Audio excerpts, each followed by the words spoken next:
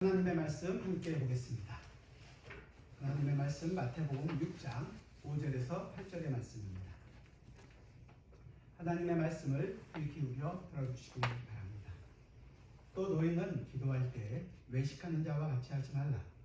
그들은 사람에게 보이려고 회당과 큰 거리 어귀에 서서 기도하기를 좋아하느니라.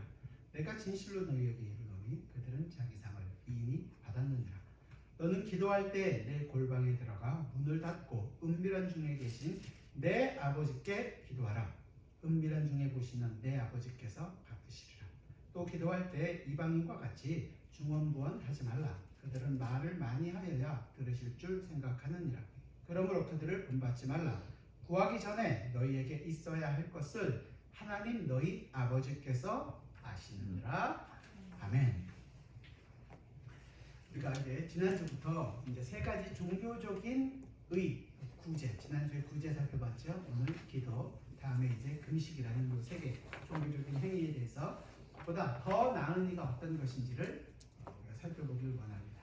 작년까지는 율법에 대해서 주님께서 너희는 이렇게 들었으나 나는 너희에게 이른다라는 것으로 6가지 더 나은 의를 우리가 함께 살펴봤었죠. 우리는 이제 지금 6장에 와서 종교적인 행위들에 대해서 구제, 기도, 금식, 그것보다 더 나은 의가 어떤 것인지를 우리가 살펴보려고 합니다. 그 전체적으로 가장 키가 되는 단어가 지난 시간에 말씀한 것처럼 6장 1절에서 사람에게 보이려고 그들 앞에서 너희 의를 행하지 않도록 주의하라. 그리하지 아니하면 하늘에 계신 너희 아버지께서 상을 받지 못하느니라. 그래서 자기 의와 대비되는 하나님의 의와 반대되는 자기 의라는 것, 이것을 외식하는 자의 가장 큰 특징이라고 말씀드렸어요. 그래서 우리의 의를 쌓지 않는 것, 우리의 의가 아니라 하나님의 의가 어떤 것인지 그 부분들을, 그래서 더 나은 의가 이런 것이다라는 것을 우리가 살펴보려고 합니다. 지난 시간에 구제, 오늘은 기도에 대해서 우리가 살펴보려고 하는 거죠. 기도에 대해서도 외식하는 자와 같이 기도하지 말라 이렇게 얘기하죠. 5절에서 또 너희는 기도할 때 외식하는 자와 같이 하지 말라. 결국은 외식한다라는 의미가 지난주에 살펴봤던 것처럼 하나님의 의가 아닌 누구의 의? 자기의 의를 드러내길 원하는 것. 그래서 자기 자신이 할 수 있는 것처럼 위에서 많은 사람들 앞에서 기도하고 있는 모습들을 보인다거나 그런 일이 나타나게 되는 거죠. 두 번째가 뭐였어요? 남과 비교하여 더 나은, 내가 더 낫지 않느냐라는 것을 자랑하는 거죠. 세 번째는 결과적으로 하나님 나라가 아닌 이 땅의 것에 관심을 두게 한다는 것입니다. 이것이 외식하는 자의 특징이었죠. 자, 그렇다면 그것이 기도의 문제에 있어서는 어떻게 나타났냐 하면 5절과 7절에서 얘기하시는 거예요. 그 내용이 어떤 거냐면 그들은 사람에게 보이려고 회당과 큰 거리 어귀에 서서 기도하기를 좋아하느니라. 그러니까 사람에게 보이기 위하여 기도한다는 거죠. 행동으로 나타나는 특징이 바로 그런 거였고, 두 번째 특징은 7절에서 얘기하는 것처럼 이방인과 같이 중언부언하지 말라. 그들은 결국은 이방인과 같이 중언부언한다라는 거죠. 중언부언한다라는 말은 같은 말을 계속적으로 반복하는 거예요. 그 말을 많이 하여야 좋은 거라고 생각하는 거죠. 여러분들이 기억하실지 모르지만 엘리야가 갈멜산에서 기도했던 바알과 아세라 선지자 850명과 기도했던 그들이 불이 죽고 자기 몸을 해치면서 기도했던 그 모든 내용들이 바로 이 중언부언하는 기도의 내용들이라고 생각할 수 있을 것입니다. 그렇다면 우리가 생각할 때 우리가 이 기도라는 것은 과연 뭐라고 생각하십니까? 여러분들 공부 많이 하고 성경 공부 많이 하셨잖아요. 기도가 무엇입니까? 기도의 정의 1, 기도는 영혼의 호흡이다. 그렇죠? 우리의 영혼을 호흡하고 하나님과 하는 대화이다. 하나님과 우리 아버지와 아들 간의 그 친밀한 대화를 기도라는 것을 통해서 하는 것이다. 그렇기 때문에 성도의 생명을 유지하려면 기도를 반드시 해야 합니다. 이게 성도의 생명이라고까지 얘기했죠. 그런데 보통 우리가 기도하는 거는 정말로 마음을 다해서 기도한다고 해도 하루에 3번, 3끼 밥 먹을 때 밥 먹는 게 생명이니까요. 그라고 생각합니다. 자, 오늘 설교하기 전에 먼저 기도에 대한 우리가 갖고 있는 오해를 여러분들이 좀 풀었으면 좋겠어요. 주님께서 이제 기도에 대해서 너희는 이렇게 기도해라. 다음 주부터 이제 살펴보기는 하겠지만 기도 그러면 여러분들은 기도에 대해서 어느 정도 다 알고 있다고 생각합니다. 기도가 이런 거지 라고는 생각하지만 기도를 굉장히 어렵게 생각합니다. 왜냐하면 같이 나와서 회중 기도를 여러분에게 하면 아직 준비가 덜 됐습니다 라고 얘기하는 것들이 많으니까요.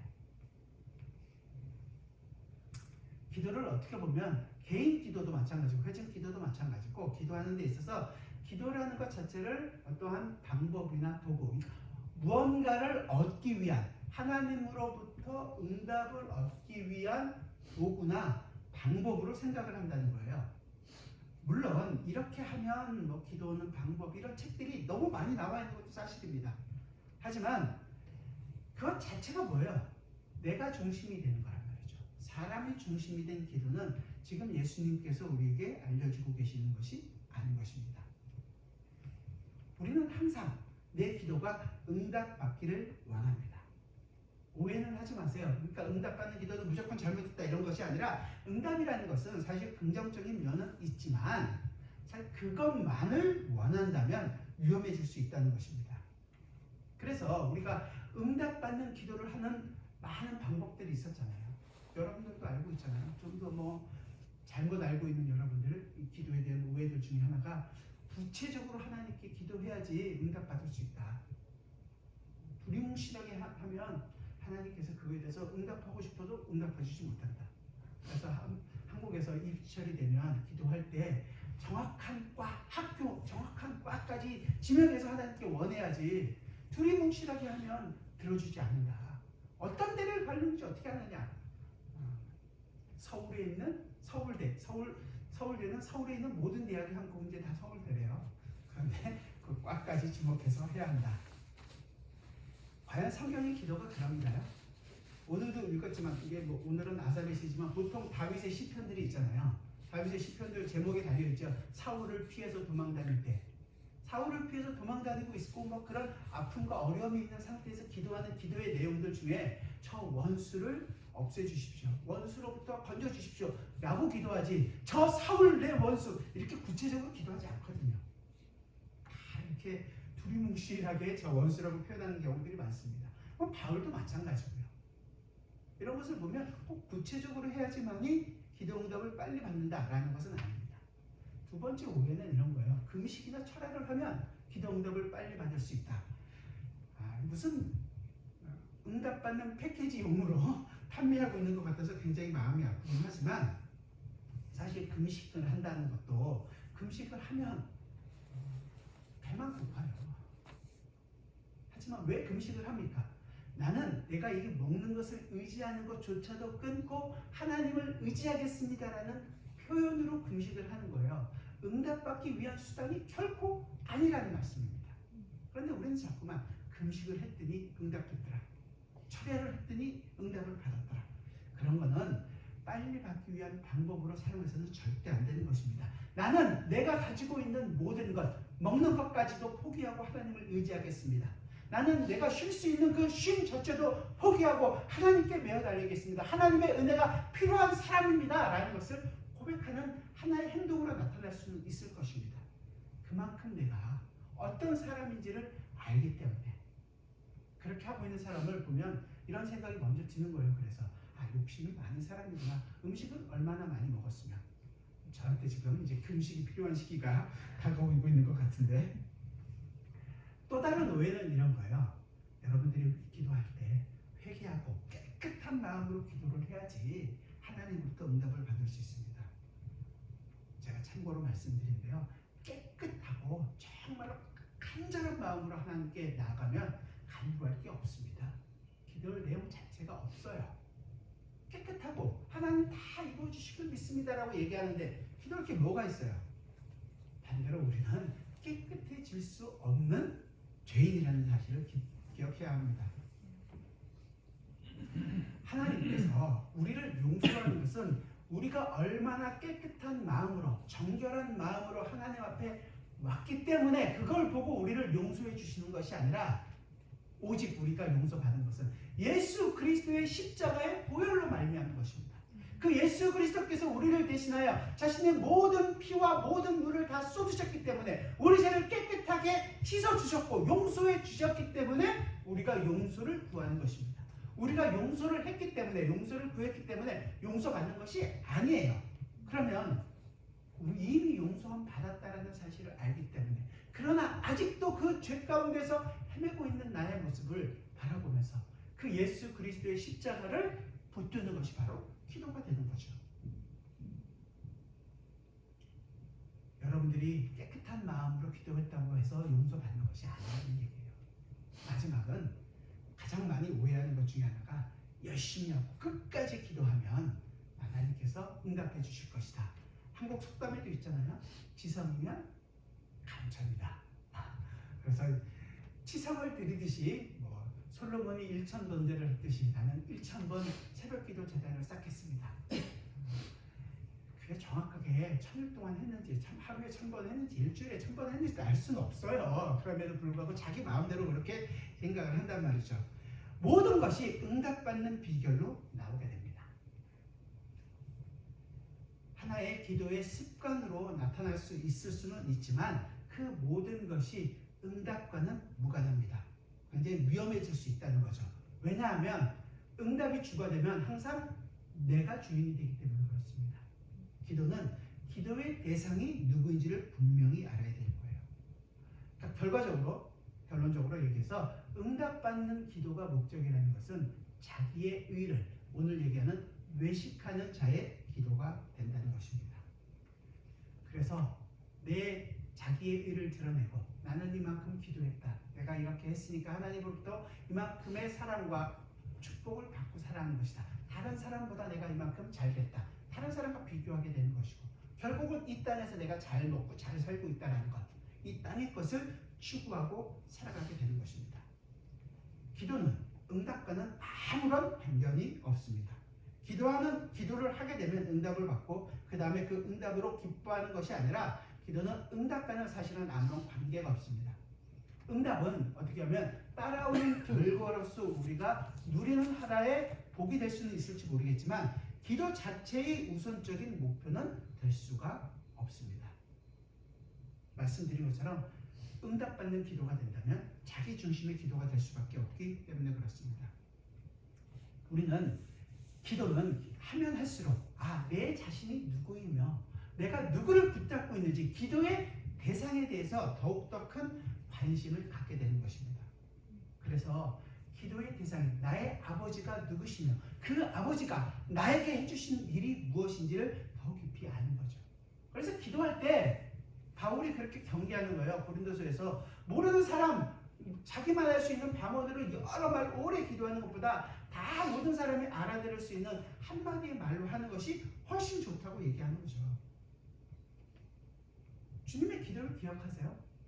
주는 여러 말 하지 않고 주님, 아버지여 내 뜻대로 마옵시고 아버지의 뜻대로 되기를 원하나이다. 물론 예수님께서도 아버지가 누구신지 그래서 명확하게 알고 그분에게 자기의 뜻을 온전히 순종시키는 바로 자기 자신이 부수어지고 깨지는 순간이 있다는 말이죠.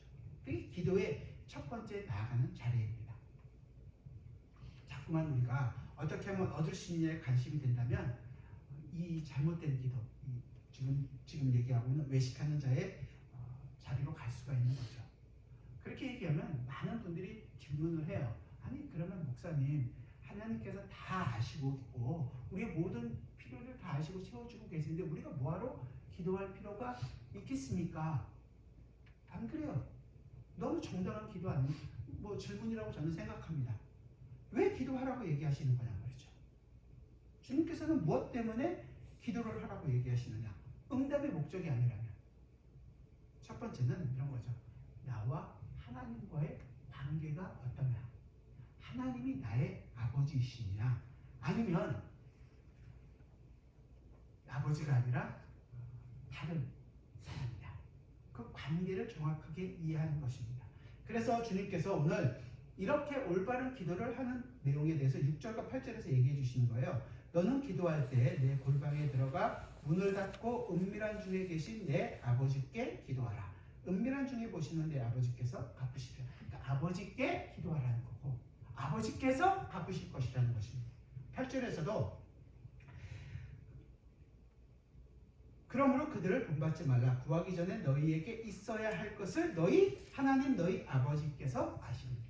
하나님께서는 우리의 필요한 것들을 모든 것을 다 알고 계시는 거죠. 그러니까 여기서 지금 하나님께서 우리의 필요를 다 알고 계시다.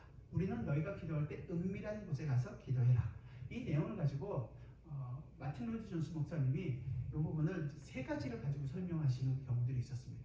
은밀하라는 것들이 내가 지금 가지고 있었던 내가 그렇게 누려왔던 모든 것들을 끊어내라는 것, 배제시키라는 그런 의미가 있는 것이고 또한 그 배제시키는 것 안에선 하나님이 누구신가에 대한 바른 이해가 필요한 것이고 그 하나님으로부터 하나님이 나의 아버지시고 나는 어린 아이와 같이 그 정말로 모든 것을 의지하는 마음으로 그 아버지를 붙들라는 것입니다.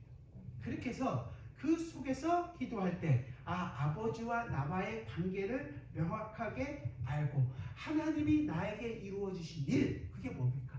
죽음 가운데 있다 우리를 건져주시고 생명을 허락하여 주셔서 오늘도 우리에게 이 삶을 살아가게 해주신다는 그 은혜로 우리를 구원받았다는 사실에 감사하는 것이고 감격하는 것이고 찬양하는 것이고 더 나아가서 내 삶에서 이제 내 원하는 것들을 끊어내는 일들을 해나가겠습니다라는 다짐과 고백이 있는 것이고 결단이 있는 것입니다.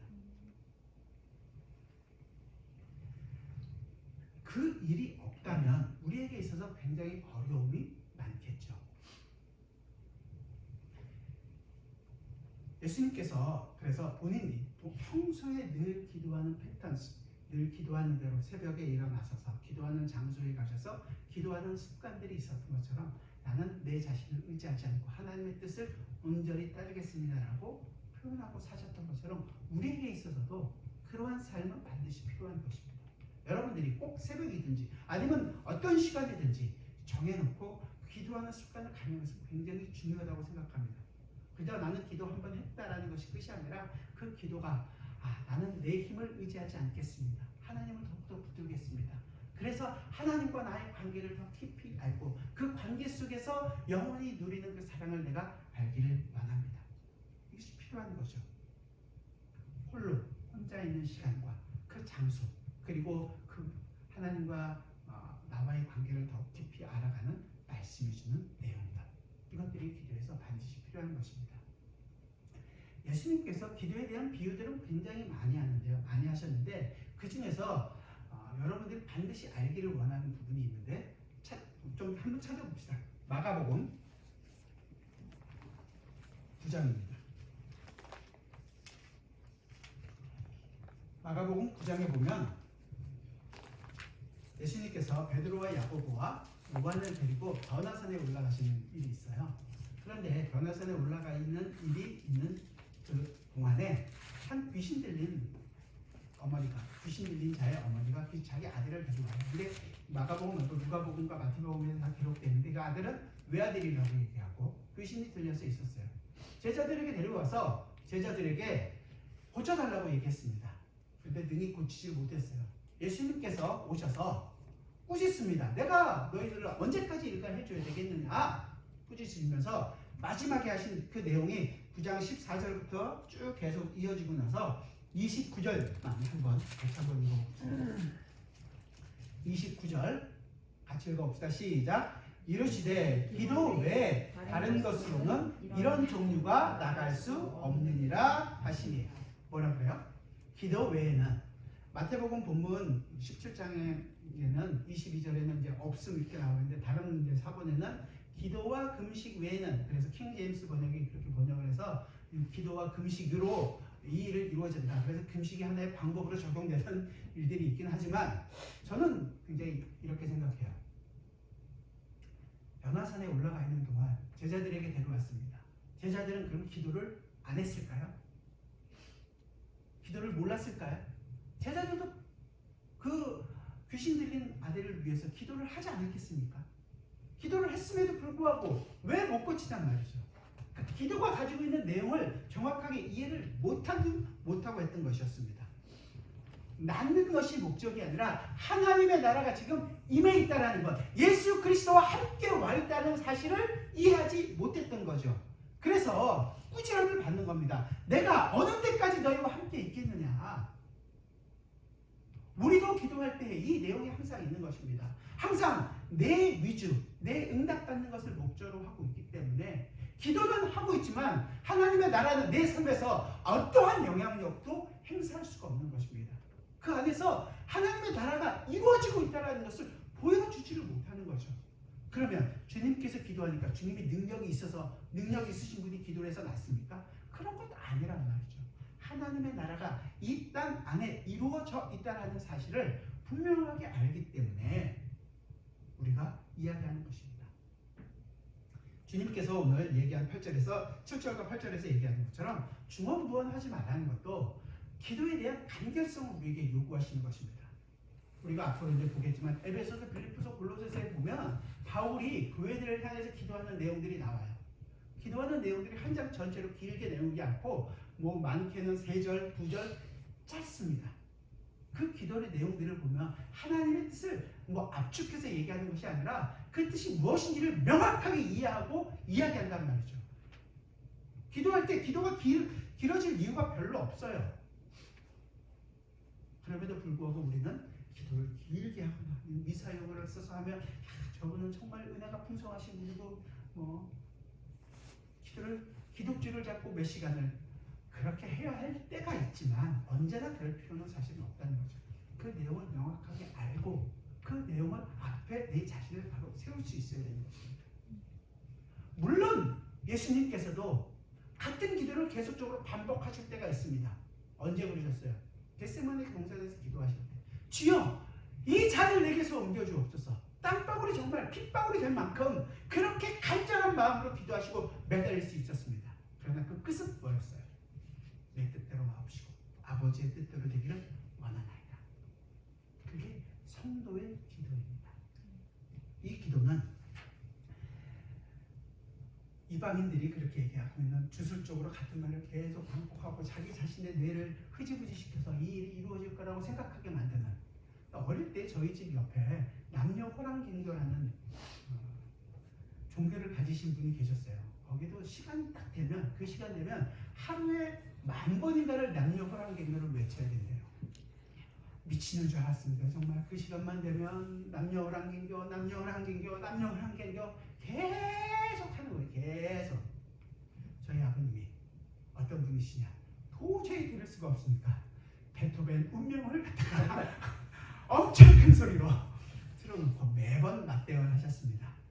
결국은 이사를 가긴 했지만 그렇게 계속 똑같은 얘기를 함으로써 자기 자신 만족을 찾기 위한 거죠. 성도의 기도는 그런 기도가 아닙니다. 마지막으로 한번 찾아보겠습니다. 누가복음 18장입니다.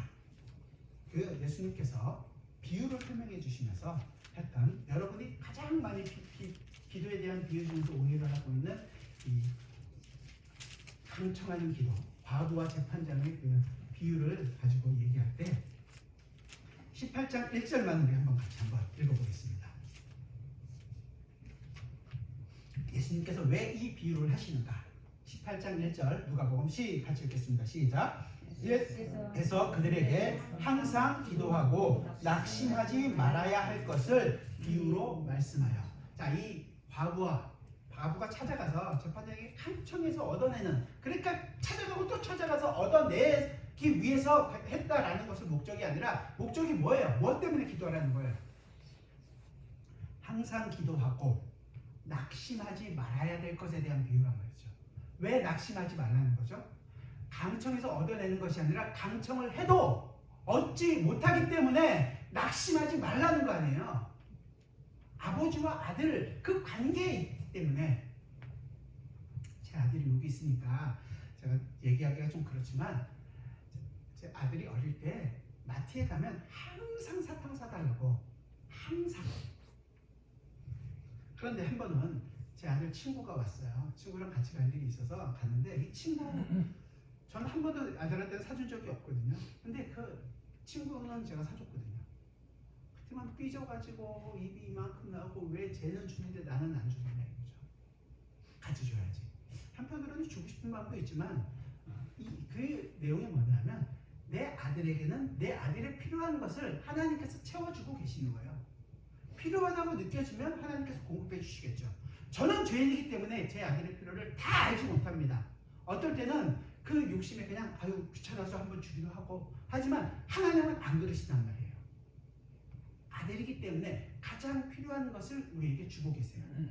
그런데 아들의 친구는요. 내 아들이 아니니까.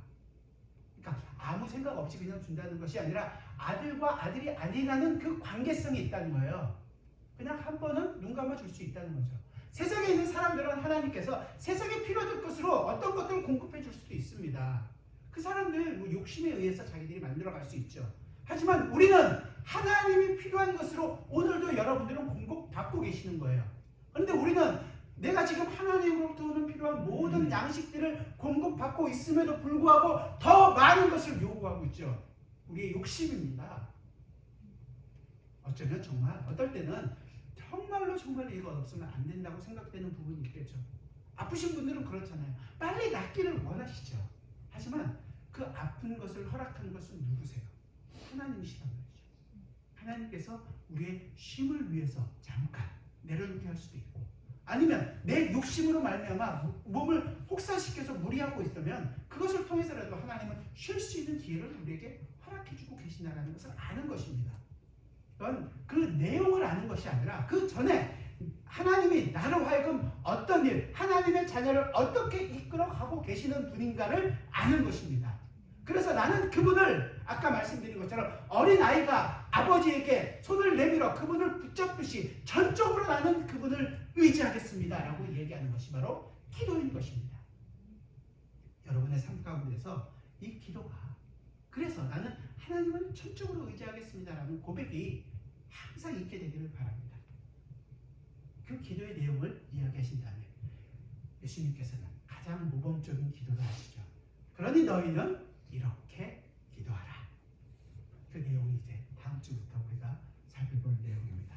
여러분들이 읽어보시면서 여러분들이 그냥 따라서 암송하는 것이 아니라 이 기도의 내용과 이 기도를 어떻게 이루어가고 있는지를 마음속 깊이 생각하시면서 우리가 함께 주님께서 가르쳐주신 기도를 다음 주부터 살펴보겠습니다. 기억해 주십시오. 항상 기도하고 낙심하지 말아야 될 부분에서 우리에게 기도를 요구하는 것입니다. 하나님의 백성은 하나님으로부터 오는 모든 복을 신령한 복을 다 가진 사람들입니다. 그 기쁨을 가지고 주님 앞에 담대히 나아가시는 여러분들이 되시기를 부탁드립니다. 기도하겠습니다. 주님, 우리가 주님의 말씀을 들으면서 참 나는 내 욕심대로 내 이익을 위해서 주님 앞에 나아가는 자라는 것을 알게 됩니다. 그렇다면 하나님으로부터 진노와 심판을 받아 마땅함에도 불구하고 우리를 용서해 주시고 우리를 용납해 주시고 안아주시는 그 아버지의 사랑, 아버지의 그 은혜가 있었기에 주님 우리가 다시금 주님 앞에 무릎을 꿇습니다. 우리가 누구입니까? 주님, 우리는 하나님의 사랑을 받아 마땅한 사람이 아니라 오히려 진노와 심판받아 마땅한 사람입니다. 그런 우리를 건져주셨사오니 감사한 마음으로 주님 앞에 나아가기를 원합니다. 우리의 욕심이 우리 앞에 있을 때마다 주님, 예수 그리스도의 십자가가 더 선명하게 우리 앞에 있기를 원합니다. 그리하여 예수 그리스도를 통하여 아버지 앞으로 나아가며 예수 그리스도와 함께 이 땅에서 그 십자가와 그 고난의 삶을 기쁨으로 여기며 예수 그리스도와 함께 어떤 상황에서도 아버지 하나님께 감사와 영광이 된다는 것을 알고 항상 기쁨과 감사가 넘치는 저희의 인생이 되게 하여 주옵소서. 내 자신의 아니나 내 것으로 만족하는 것이 아니라 주님을 더욱더 의지하는 것으로 예수 그리스도의 십자가를 붙드는 것으로 나의 삶의 기쁨과 감격이 되게 하여 주옵소서. 예수 그리스도의 이름으로 기도드리옵나이다. 아멘.